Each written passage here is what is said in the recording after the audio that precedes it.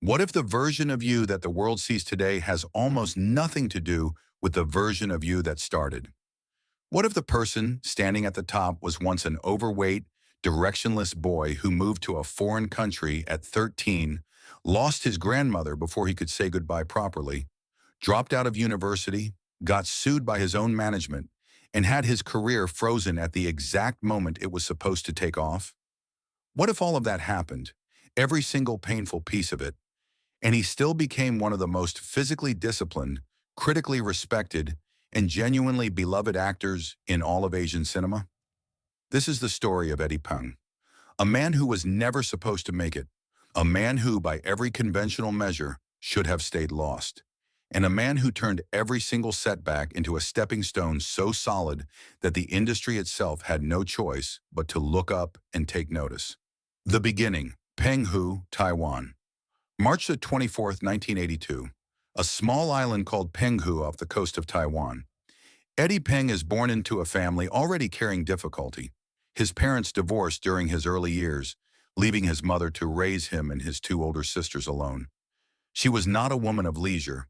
Every day she worked until 2 or 3 in the morning before she could rest. The weight of supporting a family fell entirely on her shoulders. And so the weight of raising young Eddie fell largely on his grandmother. A woman who loved cinema, who told stories, who filled the boy's childhood with warmth when the world around him was difficult. Eddie grew up carrying health struggles too, asthma and significant obesity. By the time he was 13, he weighed approximately 80 kilograms, a heavy body on a young boy already carrying heavy things inside. But his grandmother never let him feel like a burden. She never let him feel small. She was the first person who made him believe the world was bigger than his current circumstances. And one day, far sooner than either of them expected, he would have to face the world without her. Canada and the lost years. In 1995, at age 13, Eddie moved with his family to Vancouver, British Columbia, Canada. A 13-year-old boy. A new country. A new language dominating everything around him. A new school where nobody knew him and he knew nobody. And a body that felt like it belonged to someone else. Heavy, unfamiliar, uncertain. But something happened in Canada that nobody could have predicted. Eddie started playing basketball every day, and slowly the weight began to leave. The body began to change. The boy who had felt invisible inside his own skin started to discover what discipline felt like from the inside. He graduated from Sir Winston Churchill Secondary School and was admitted to the University of British Columbia, where he majored in economics. On paper, the path was clear. Degree, career, stability, that was the plan. But life had something else entirely in mind, because in the summer of 2002, Eddie's grandmother passed away, and he flew back to Taiwan to say goodbye. The funeral that changed everything. He came back for a funeral, he stayed for a life. During the summer of his second year at university, after his grandmother's death, he returned to Taiwan for the funeral. While there, he was invited to audition for an idol drama. A chance encounter, the kind that only happens when fate decides it has been patient long enough. The decision to pursue acting was inspired in part by his grandmother's love of cinema. The woman who had raised him, who had filled his childhood with stories and warmth, had loved the magic of film. And standing in Taiwan, grieving her, Eddie made a decision that would define the rest of his life. He dropped out of university to begin his acting career. No guarantee, no safety net, just the belief that the woman who loved him most would want him to chase the thing that made him feel most alive. He never went back to economics. He never looked back. And somewhere across whatever distance separates the living from those we have lost, his grandmother was watching. The early climb. The early years were not glamorous. They rarely are. Eddie worked through television dramas, learning the craft from the ground up. When filming Scent of Love in 2003, he was lucky to work alongside Taiwanese veteran actor Lau Chongyan, who served as his mentor, holding acting classes, teaching him technique, posture, and how to work with different emotions. Eddie was a student of everything. He absorbed every lesson. He showed up early and stayed late. In 2007, he was nominated as Best New Actor at the 44th Golden Horse Film Festival for his performance in My DNA Says I Love You. It was a sign. a signal from the industry that this young man had something real. But just when momentum was building, just when the door seemed to be opening, it slammed shut. The contract battle. The lowest point. In 2009, Eddie Peng was involved in a contract dispute lawsuit against his former manager, reaching the nadir of his career. His agency had interfered in his personal life, tried to control not just his professional choices, but his private ones. Displeased with the interference, Eddie attempted to terminate his contract early, which led to him being sidelined and his career stalling. The dispute halted his projects for several months, exacerbating financial strain as he reportedly owed significant debts from prior investments. Everything he had built, every nomination, every small breakthrough, every sign of progress, was frozen. He was not just unemployed, he was trapped. And the industry, which had been starting to notice him, had no choice but to look away while the legal battle played out.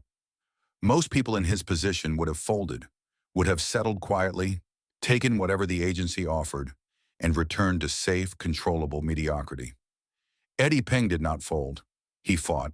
And during the darkest stretch of that fight, during the months when his career was paralyzed and his future was genuinely uncertain, he starred in Hear Me, a film about a delivery boy who falls for a deaf girl and communicates with her using sign language. The film became the highest-grossing, locally produced movie at Taiwan's box office. Even in his lowest moment, his work was reaching people. Even when the industry had sidelined him, the audience found him. The breakthrough, Jump Ashin. After winning the lawsuit in 2010, he signed with new management and set his eyes forward. And then came 2011, Jump Ashin, a sports drama about a young gymnast chasing an impossible dream. The role required Eddie to transform himself physically and technically in ways that would have broken most people. He spent 12 hours a day over an 8-month period practicing gymnastics. 12 hours every day for 8 months. Not because someone forced him, because he believed that the only way to truly inhabit a role was to actually become it. The film was a critical and commercial success. Eddie earned nominations as Best Actor at the 48th Golden Horse Film Festival and the 13th Taipei Film Festival. This was the turning point. The moment the industry stopped seeing him as a promising young actor and started seeing him as someone who could carry a film on his back. And he was just getting started. The physical transformation, Unbeatable and Rise of the Legend. What followed was one of the most extraordinary physical and artistic runs in modern Asian cinema. For Unbeatable in 2013, where he played an MMA fighter, he practiced boxing for 4 hours a day and ate only boiled chicken for months, avoiding carbs, salt, and sweets to achieve the body of a genuine fighter. Unbeatable became the highest-grossing local production at the Hong Kong box office. Then for Rise of the Legend in 2014, where he played the iconic kung fu master Wong Fei-hung, a role previously held by Jet Li and Vincent Zhao. He practiced 10 hours of martial arts every day to prepare. He performed all the kung fu fight sequences himself and did not use a stunt double. His director, Zhang Wen, would later say of him, "Eddie's self-discipline is beyond imagination. He commands the body with his soul."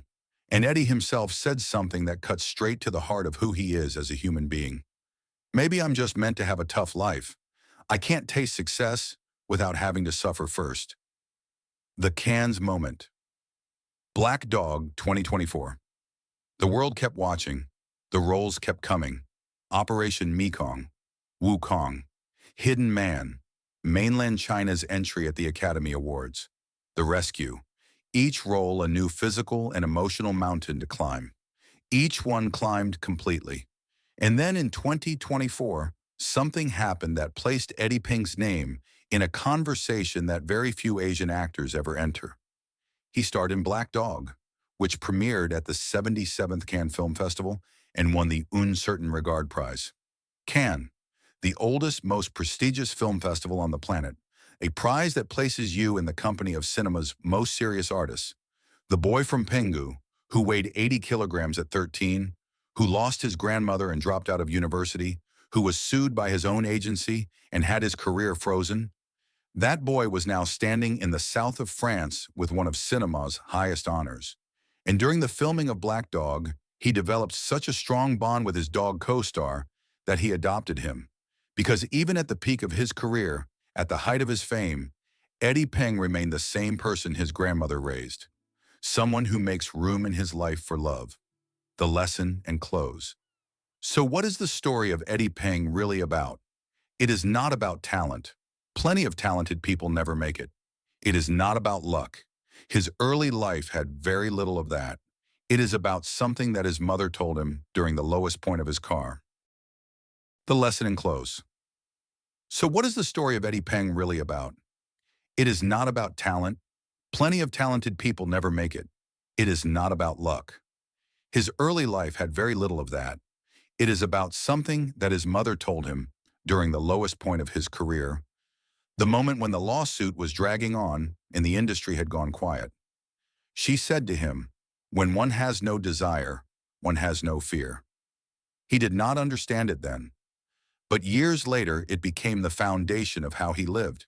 He said, "I am not a very ambitious person with a lot of goals to pursue.